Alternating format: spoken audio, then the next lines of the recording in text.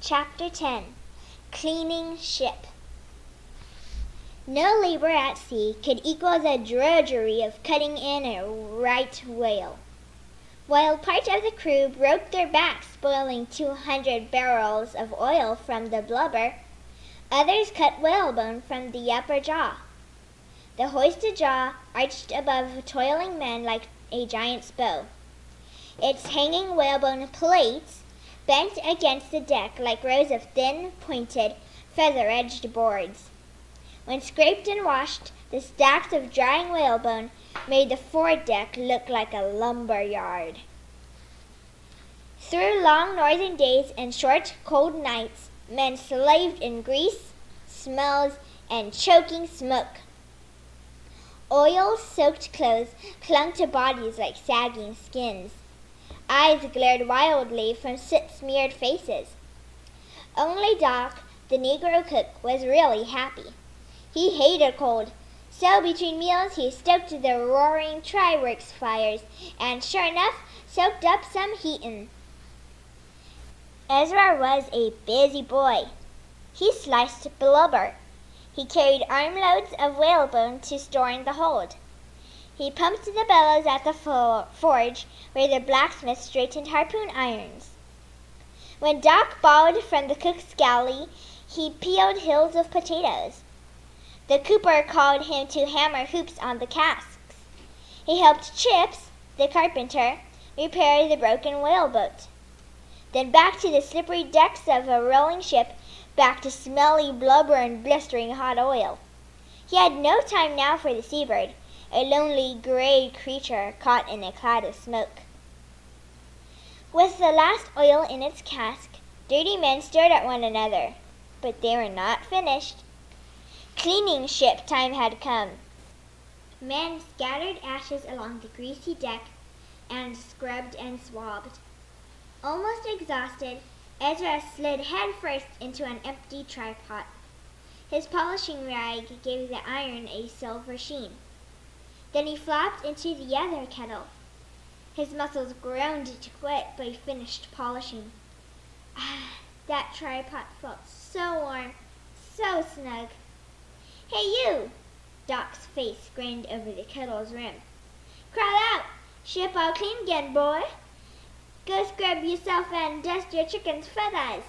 Captain oughta skin you for sleepin', but he'd just say, hurry up, boy and his bird, to my cabin for supper.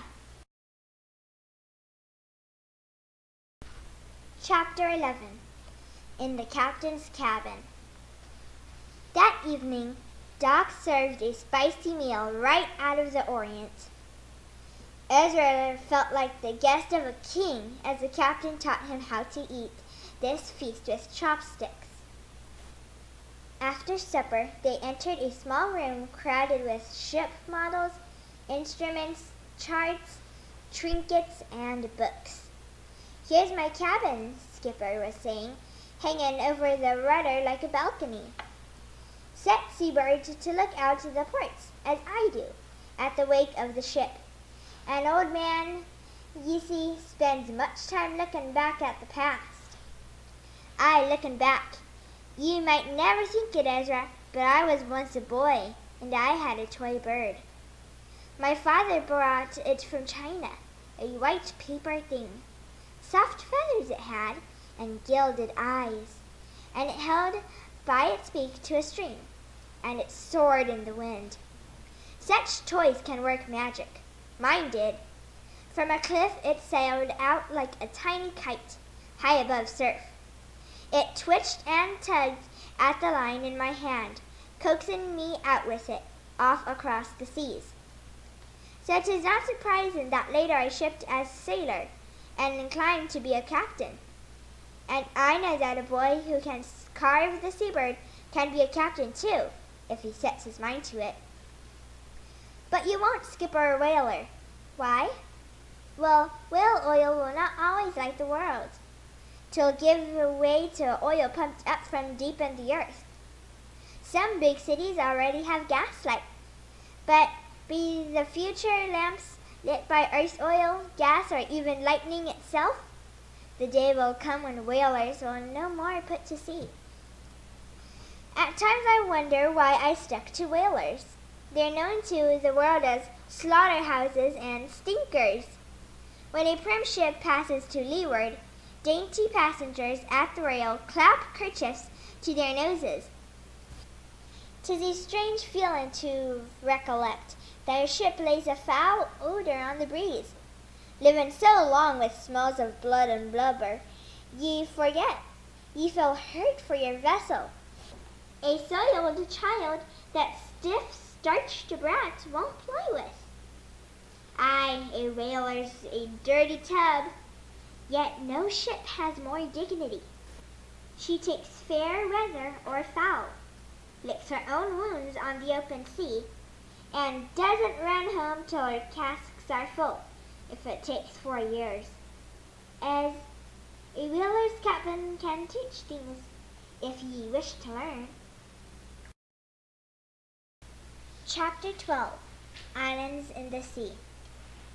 In following months, the skipper changed a ship's boy into a seaman. Ezra furled sail in swaying rigging, drenched with flying spray. And rounding the Horn off the tip of South America, he proved that he could follow orders even in the world's worst seas. Old hands agreed he was becoming a sailor. He also became a whaleman. He could easily handle any oar in a whaleboat. He was taught the tricks of whaling irons, and within a year he was hurling his own harpoons. He learned what it meant to be spanked to the sky by a whale's flukes. And once, half drowned, he had his jacket ripped from his back by a sperm bull's jaws. Geography came to life before Ezra's eyes. In the South Pacific, he looked down on palm-fringed atolls like ivory rings set with emeralds. "White coral, those islands," said the skipper.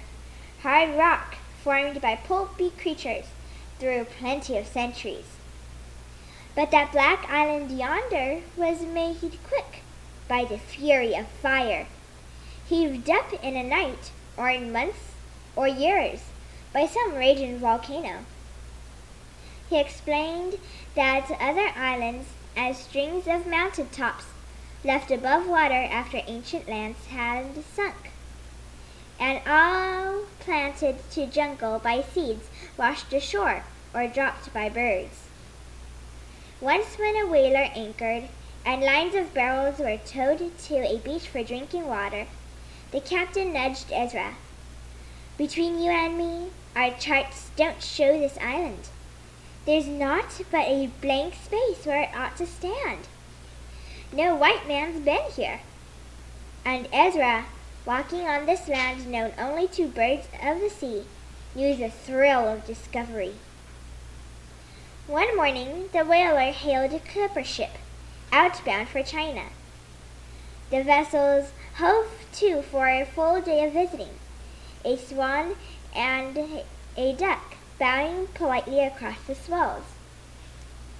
Trim sailors guided Ezra about their merchant ship. He wandered through her holds, which smelled sweet of spices, not blubber. With Seabird he climbed her towers of snow-white sail.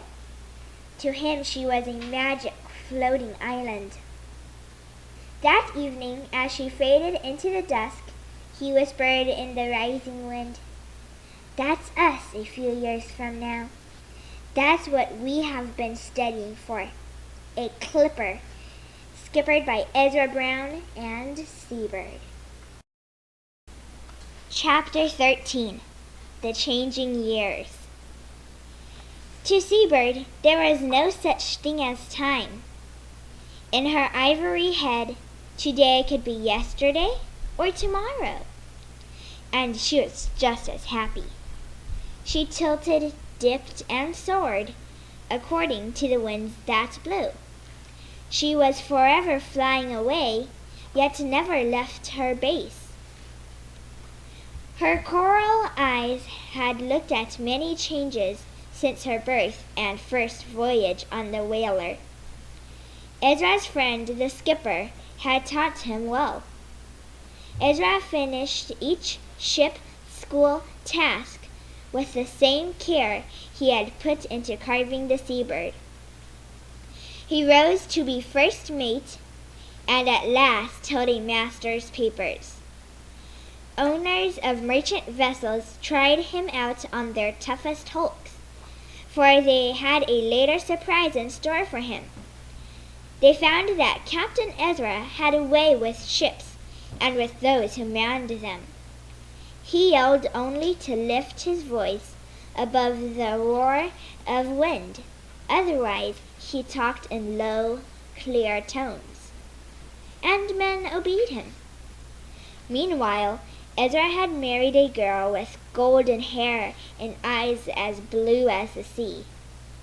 One day, he sailed home to find that he had a son named Nathaniel. The whaling skipper, too old now for sailing, came often to train Ezra's boy. Thus Nate could swim in a pool before he could walk, like any South Sea native. And a few years later, Skipper had him diving from a high pier. "But he's only a little child," cried his worried mother, hurrying down to the beach. Across an inlet, Nate stood atop some tall piling, a small, tanned figure with copper-red hair. "See me! See me now!" he called over the water, swooping out and down. It seemed ages till he splashed, ages more before his red head bobbed above waves. As he laughed and swam shoreward, Skipper said, "Look at him, part monkey, part fish, part seagull. Your darling Nate may get into a heap of trouble, ma'am, but you'll never have to worry when he's around water." Nate grew up wanting to fly like the Seabird. At first she had soared above his cradle, always hovering there when he awoke. He tried to get at her, but they kept her as hard to reach as a star. Not until he was 10 did Ezra allow him to carry Seabird on his arm as reward for good behavior. And this was the year that Nate, his father Ezra, and Seabird started voyaging together.